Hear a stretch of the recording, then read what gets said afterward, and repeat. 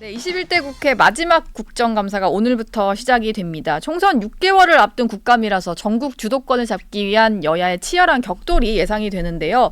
오늘 윤희숙 전 국민의힘 의원 모시고 국민의힘 전 의원 모시고 총선 전국과 관련된 이야기 살펴보도록 하겠습니다. 어서 오세요. 네, 안녕하세요. 네, 한 달 만에 좀 다시 모셨습니다. 네, 여러 가지 반갑습니다. 이슈가 있어서 경제 전문가셔서 이 네. 질문부터 좀 드리려고 하는데요. 국감 이슈 중에 보니까 국민의힘에서는 문재인 정부의 통계 조작 이슈, 이게 사실은 조금 뭔가 더 커질 듯 하다가 많이 커지진 않았거든요. 근데 국감 때 이걸 다시 좀 꺼내들 예정인 것 같아요.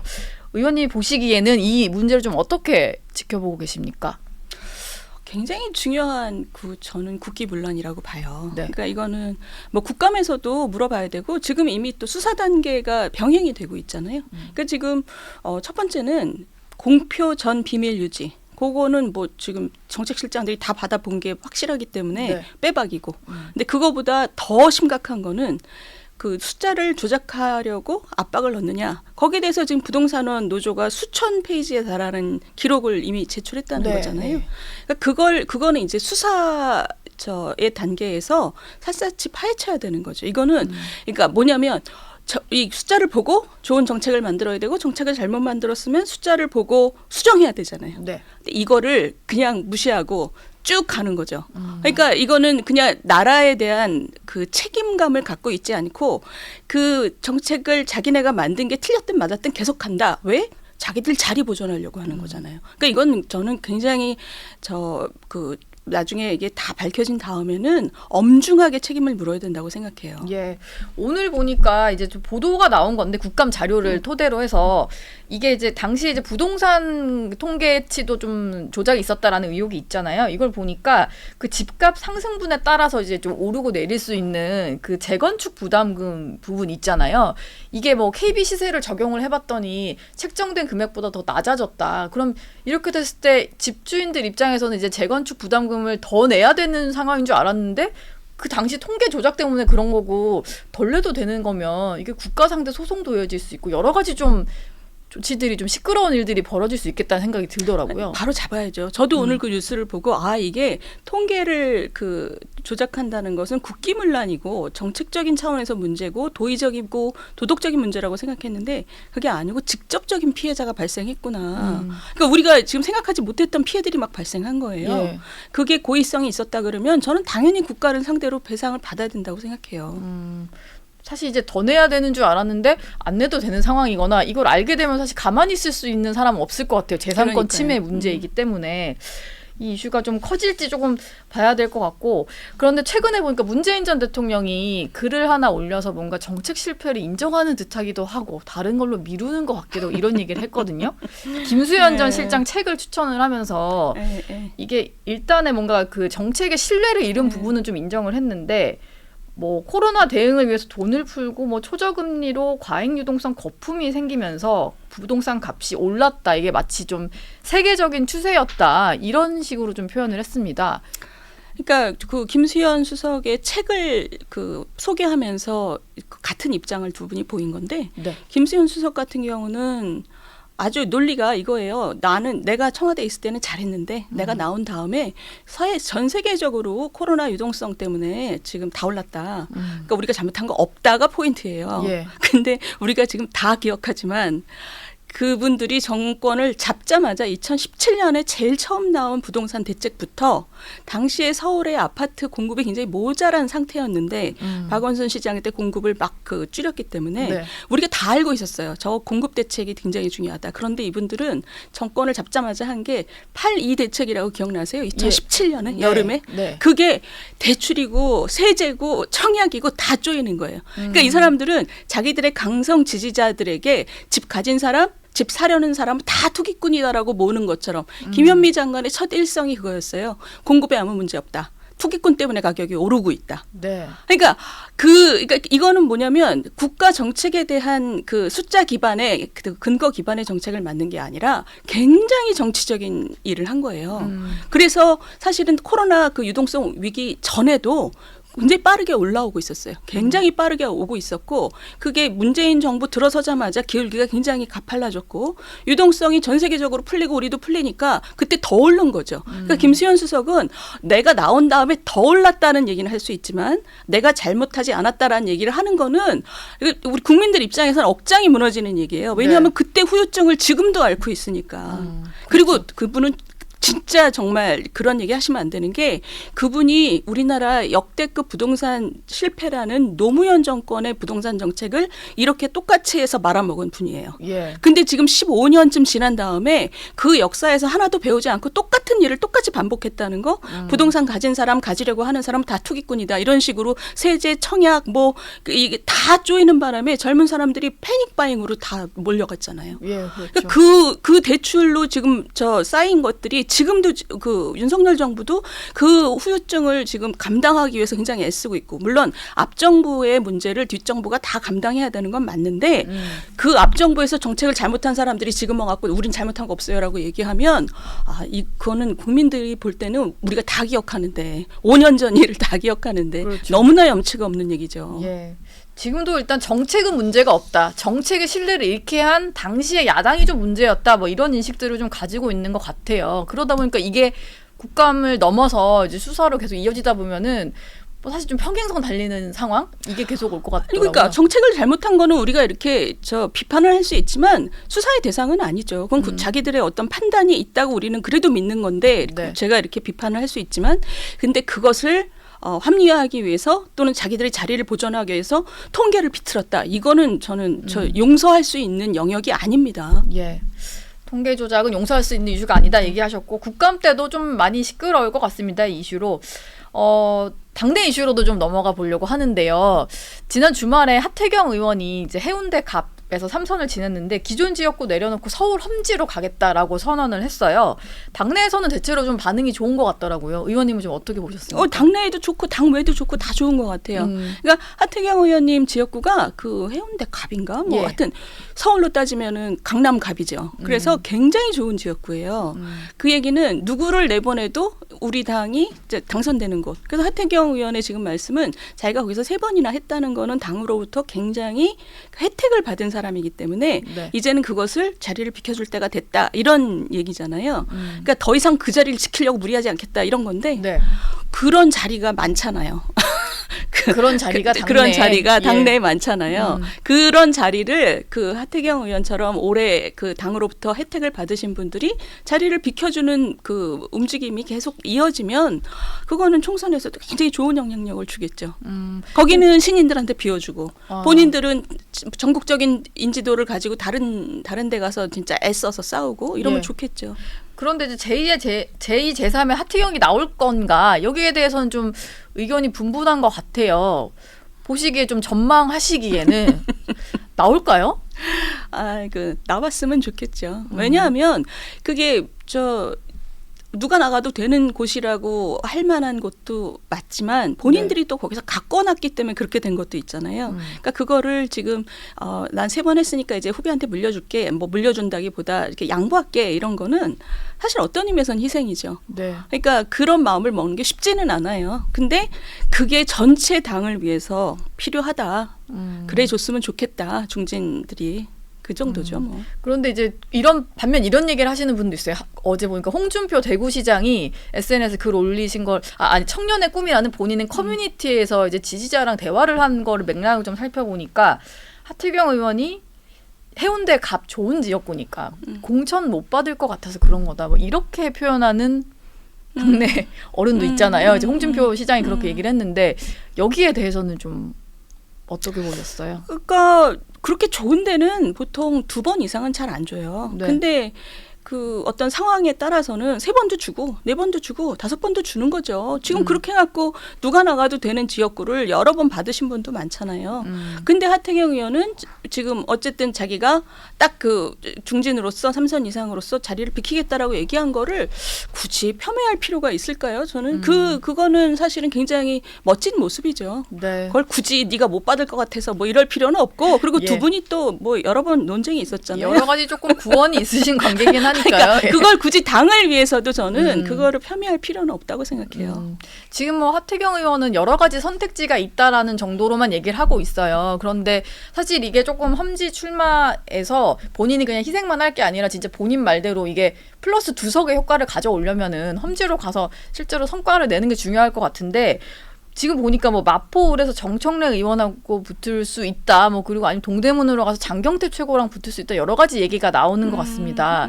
의원님 보시기에 좀 어떤 지역으로 가면 좋겠다. 뭐 개인적인 추천을 할 만한 지역이 아니 있을까요? 하태경 의원 같은 경우는 네. 일단 전국적인 인지도가 있으신 분이라서 당의 전반적인 전략 차원에서 저는 배치가 될 거라고 봐요. 그래서 본인도 지금 특정한 지역을 얘기하지 않는 게 네. 어차피 당이 전반적으로 이 판을 어떻게 가져갈 건지에 대한 전략이 세워지고 예. 공천관리위원회가 꾸려지면 그 다음에 소통해도 늦지 않는 거죠. 지금 얘기하는 거는 사실 너무 빠른 얘기죠.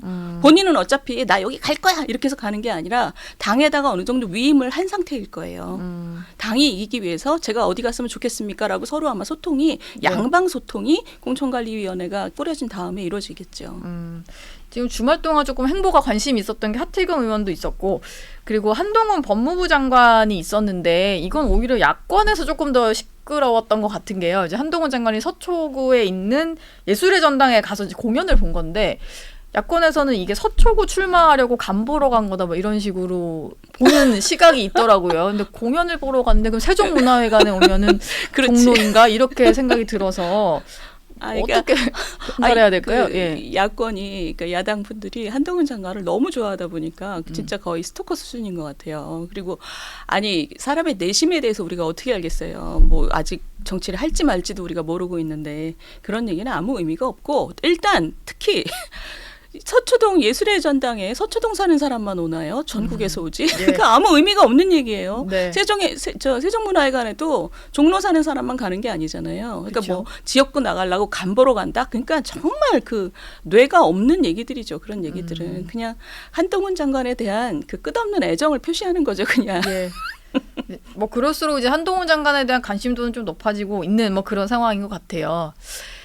선거가 다가오고 있는데요. 내일 일단 보궐선거가 있거든요. 지금 여러 가지 좀 해석들이 많이 나오고 있습니다. 이게 뭐 사전투표율이 높다 보니까 민주당에 유리할 거다는 얘기도 있고 강서구 텃밭이 워낙 이게 약간 국민의힘보다는 민주당이 좀 유리하다 뭐 이런 얘기들도 있다 보니까 근데 사전투표율이 높은 거 이런 경우는 조금 그동안의 예측들이 제대로 맞은 적이 없긴 한데 조직표가 몰렸다고 볼 수도 있을 것 같고 실제로 중도층 그런 이제 보수 진보에도 속해 있지 않은 이제 중간지대 분들이 뭔가 선택을 했다라고 볼 수도 있을 것 같은데 의원님 보시기엔 어떠세요? 그러니까요. 지금 그 사전 투표율이 높은 거랑 그 저 유세 영상 같은 걸 보면 굉장히 지지자들, 강성 지지자들이 일찍부터 모여 있고 이렇더라고요. 그 얘기는 지나가다가 유세하는 걸 보고 딱 그 듣고 가겠다 이런 동네 현지 주민들보다는 네. 예. 지지자들이 많아요. 그러니까 이건 결집됐다. 결집된 선거다. 이런 느낌이고. 근데 지금 결과를 그래서 예측하는 거는 저는 뭐 어렵다고 생각하고요. 근데 어떻게 나오든 지금 보시면 지난 선거는 대통령 선거 직후에 있었기 때문에 쓸려가는 선거고. 네. 그래서 김태우 후보가 당선이 됐고. 그 전 선거는 2018년에 탄핵 후에는 35%포인트로 졌어요. 국민의힘이.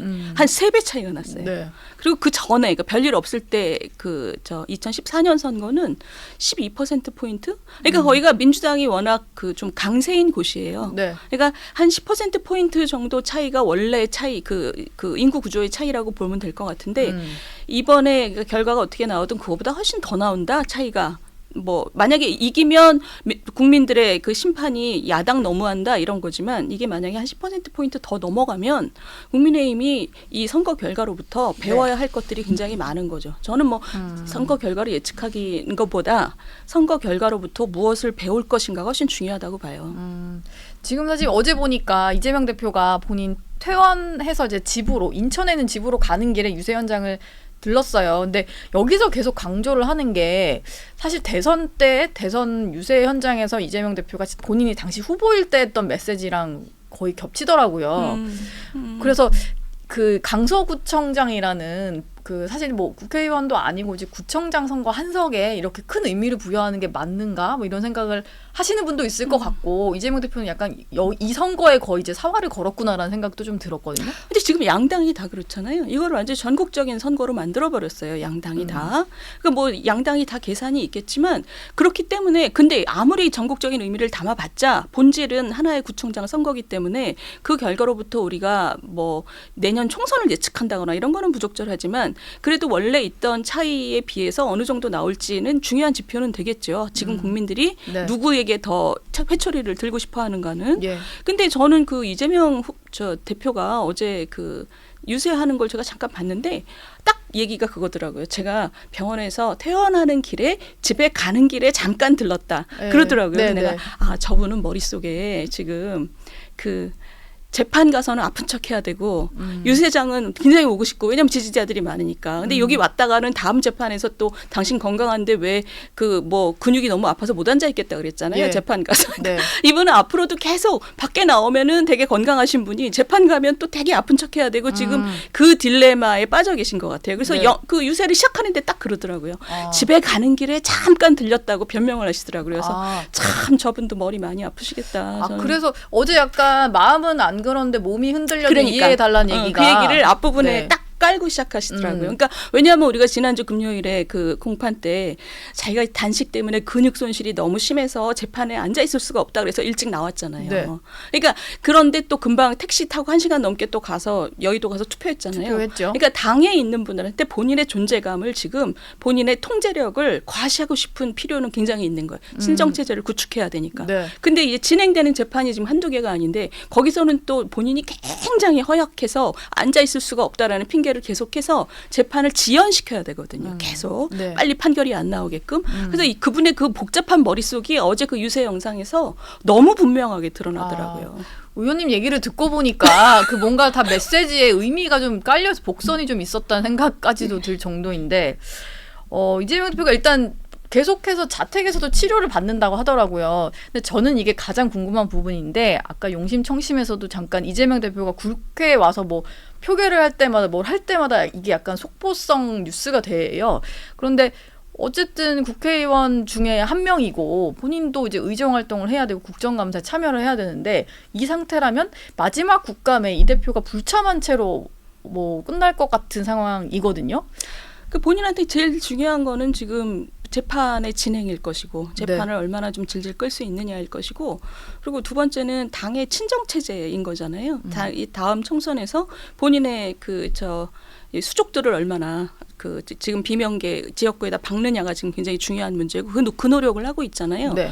그렇다면 그 두 가지 큰 목표 안에서 지금 당대표로서의 일상적인 일이라든가 그리고 국감 하나의 의원으로서의 일은 거의 여의도 아르바이트죠. 그건 별로 그분 머릿속에 그게 있겠어요? 별로 예. 중요하지 않죠. 네. 근데 그거는 그 민주당 분들이 그분을 당대표로 또 개항 국회의원으로 뽑는 순간 이미 그렇게 다 예정이 돼 있던 거죠. 왜냐하면 그 나갈 이유가 전혀 우리 정치 도의상 대선 떨어진 분이 국회의원 나가고 당대표 되는 거는 생각할 수 없는 일이잖아요. 그렇죠. 2달 만에. 예. 근데 그거가 그렇게 진행된 것 자체가 목표가 본인의 그 재판이구나. 그건 우리가 이미 알고 있었던 거죠. 예. 그래도 이제 국정감사라는 것도 의원의 중요한 이제 책무가 아닐까라는 생각이 들어서 그러니까. 그 부분에 있어서는 근데 우리 정치에서 지금 그런 기본적인 것들이 너무나 무너지고 있어서 예. 놀랍지가 않은 거죠. 네. 그게 좀 안타까운 상황인 것 같고요. 주제를 조금 바꿔보겠습니다. 지금 보니까 민주당에서 오늘 이 법을 발의한다고 하는데 신현영 민주당 의원이 이제 여성가족위원회 소속이고 김행 그 장관 후보자 청문회 위원이어서 김행 방지법을 발의하겠다. 이게 지금 그 후보자가 그 퇴장하는 과정을 두고 이게 여야의 말도 다르고 그러다 보니까 이제 제대로 정당한 이유 없이 공직 후보자가 자리를 뜨면 무조건 사퇴한 걸로 간주하는 법을 내겠다 이러고 있거든요. 근데 그러니까 저는 그 김행 후보자가 국민의힘이 뭐 추천했다고 하는데 어쨌든 우리 당 후보자지만 네. 그 회의가 정회했다가 속개됐는데 끝까지 자리를 지키지 않은 것에 대해서는 저는 변명하기가 어렵다고 생각해요. 그거는 그 저 청문회 과정이 얼마나 거칠고 뭐 사람에게 모멸감을 주는 과정이었다 해도 장관 후보자로서 저는 그걸 견뎠어야 된다고 생각해요. 그게 예. 그 사람이 져야 될 무게인데 그거를 안 한 것에 대해서는 저는 잘했다는 얘기 절대 할 수 없는데 문제는 지금 신현영 의원의 법안을 보면 뭐 자료 제출을 거부해도 뭐 해도 뭐 이런 얘기잖아요. 네. 그 얘기는 지금 청문회 과정에서 아무 문제가 없었는데 후보자만의 문제인 것처럼 하거든요. 근데 우리가 지금 청문회를 그 과정을 쭉 보시면 네. 저게 청문회야 이런 느낌 되게 많이 드실 거예요.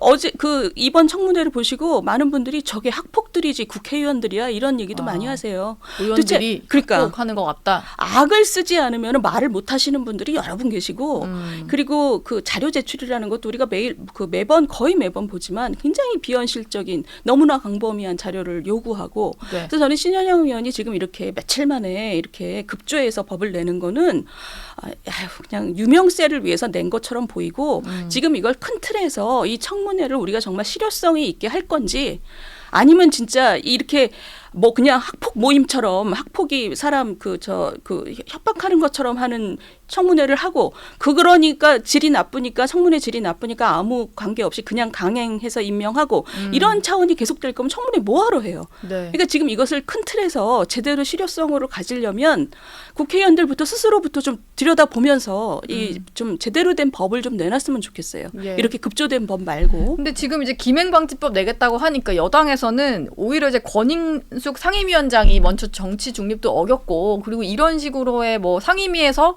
파행이 벌어지는 것은 민주당 소속의 상임위원장 때문이다라고 해서 상습 파행 방지법을 내겠다 이런 얘기를 하더라고요. 중립을 지키지 않은 위원장에게 뭐 약간 국회의장이 경고를 하고 그리고 윤리위에 제소를 할 수 있고 뭐 이런 법이라고 해요. 그러니까 그냥 풀 생각보다는 여야가 서로 정쟁할 궁리만 하는 거. 그렇죠. 예. 그러니까 나갔다 안 들어오는 것도 우리 머릿속에 상상하기 어려운 일이지만 위원장이 중립을 지키지 않으면 처벌한다는 것도 상상을 하기 어려운 거예요. 왜냐하면 당연히 위원장은 중립을 지켜야 되는 존재이기 때문에. 네. 근데 지금 우리가 이 국회가 뭐가 어디서부터 어디까지 망가졌는지를 파악하기 어려울 정도로 다들 망가져 있어요. 저는 그 위원장이 사퇴하시든가 이런 얘기를 한 건 되게 부적절하다고 봐요. 네. 장관 후보자에게. 그렇죠. 네.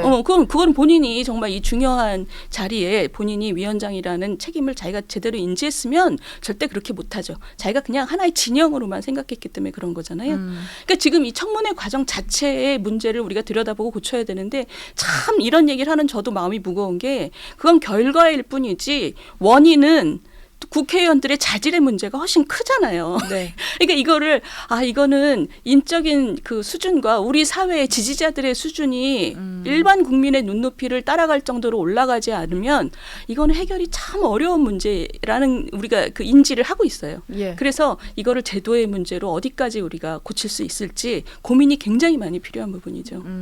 근데 김행 후보자에 대해서는 일단 대통령실도 임명 강행보다는 뭔가 국회에서의 절차가 좀 종료되고 여야 간에 좀 협의가 마무리되기를 좀 기다리는 것 같긴 합니다. 그런데 들어보면 그럼에도 불구하고 임명 강행 분위기가 좀 강하다라는 얘기도 있고 좀 반대 얘기도 있는 것 같고요. 근데 의원님이 보시기에 김행 후보자가 부담이 될 거라는 전망도 여권 내에서 분명히 나오고 있긴 하거든요. 여기에 대해서는 좀 어떻게 저는 이 문제를 그 대통령께서 이거를 강행하는 그 부담을 질 필요가 저는 안 보여요. 그러니까 이거는 그냥 정리할 거 정리하고 그러니까 이분이 그러니까 제일 중요한 건 이분이 그 정말 저 모멸감을 주는 그런 환경이었다는 건 알겠고, 근데 본인의 답변에 본인이 준비가 덜 돼 있었고, 네. 그러니까 모멸감을 주는 국회의원들한테 자기가 안 들어온 거 아니에요. 그러니까 이거는 저 국민들이 볼 때 저분은 아직 준비가 덜 됐다 이런 느낌을 많이 받았단 말이에요.